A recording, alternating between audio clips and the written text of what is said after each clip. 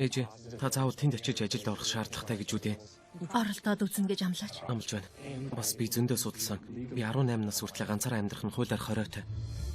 Чи манай шинэ хөршин биз дээ? Тийм ээ, намайг Зак гэдэг. Намайг Хана гэдэг. Хана, цонхноос одоохон холд. Явуулгүй бол болохгүй нь. Сайн уу? Би саяхан нүүж ирсэн юм. Тэр хашааг харж байна уу? Юу?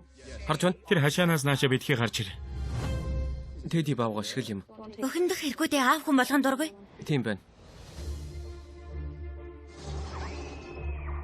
Ээж, Хана баларлаа. Хөө, Хана гэж хин юм? Тэр цоочтой байшинд амьдардаг аав нь сэтгцэн өвчтэй. Хана найз тийм үү?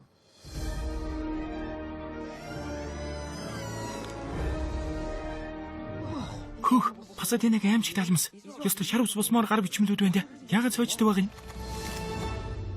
Чи цоочийн тайлцгаа юу? Үгүй. Уучлаарай, байсан газар нь буцаагаад хийчих энд байна. Үгүй битгий нэ.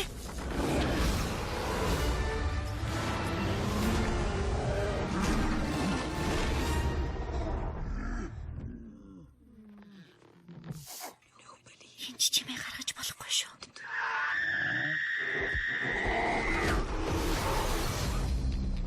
Аимшиг талмас ном дотроос гараад ирлээ. Үнэхээр итгэмээргүй юм аа. Чи түүхийн хамгийн аимшигтай мангасуудыг суулчихлаа. Энэ юу вэ? Үл үзэгдэх жаалгүй. Яадаг ядаргаа бай. Тэднийг зогсоох ганц арга бол ном руу буцааж оруулах. Чи бүгдийг уншсан биз дээ? Тийм ээ, уншсан. Сул талыг мэдчих юм бол бид барьж чадна. Энийг ганцхан бид л чадна.